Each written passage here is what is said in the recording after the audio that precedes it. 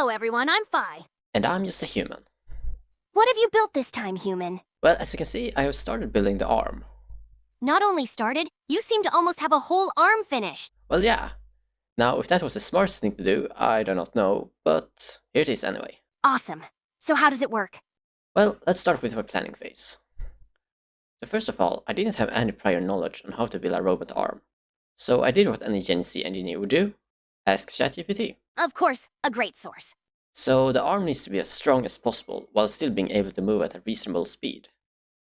My goal is not to be able to do karate chops yet, but fast enough to look like a healthy old person. Alright, so what was your plan to achieve that? Well, I really like stepper motors. They are quiet, fast, precise, relatively strong, and relatively cheap. But I knew that just slapping a stepper motor on each joint wouldn't work. So I needed to increase the torque. And what I decided to try out first was planetary gearboxes. Planetary gearboxes. I've heard of them, but I don't remember how they work.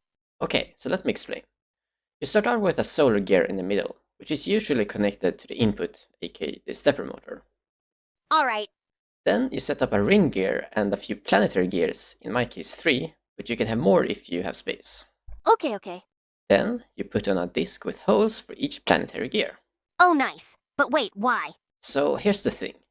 The solar gear spins the planetary gear around based on its circumference. The reason it does that is because the distance that the planetary gear travels on the circular gear is equal to the distance traveled on the solar gear. Okay, so what happens when the solar gear has spun a whole turn? Well, in this case, the ring gear has 3 times the size of its circumference compared to the solar gear. So the planetary gear would have only moved a third of the rotation, right? Yeah? Well, no, because the planetary gear itself also moves counterclockwise a bit when the solar gear rotates. That actually makes the ratio 1:4 instead of 1:3. Huh, what? Okay, there are probably better explanations for this, but the main thing about planetary gears is that they are stable and they create an extra multiplication of torque. Okay, I'm just gonna trust you then. So what happens after that? Well, since 1:4 isn't strong enough still, I can just put another gear layer on top. So instead of 1 to 4, it's 1 to 16. Yes, exactly, and that should get enough strength to move the arm. I calculated the speed as well, and it should be able to go 1/3 of a rotation in 1 second, which is fast enough, I think. Great. So what about the rest of the arm? Okay, so now we're getting into the details.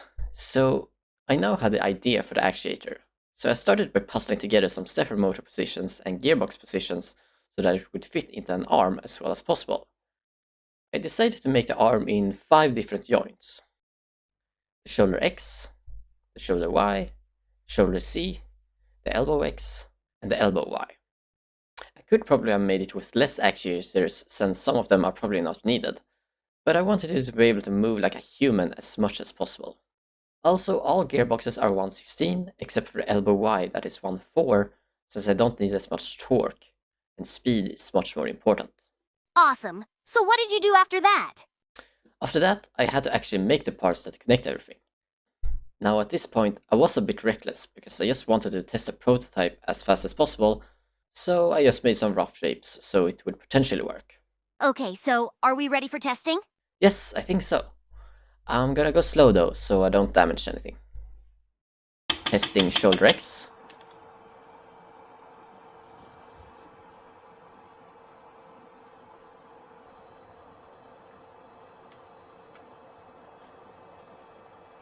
Testing shoulder Y.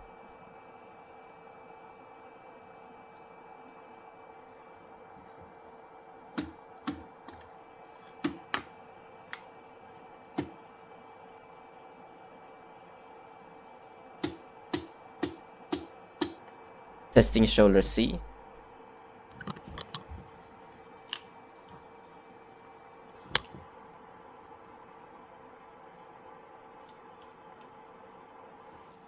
Testing elbow X.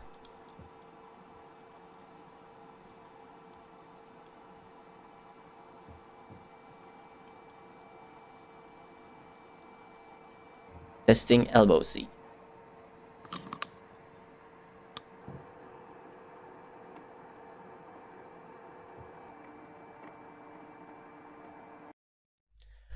Okay, so everything seems to work okay if I'm holding it while it spins. If I'm not doing that, the arm gets tilted and starts clipping. And I'm pretty sure it's because I just used one bolt to attach each part. Something I really should have thought more about. But I got my prototype, and the good thing is that nothing else failed.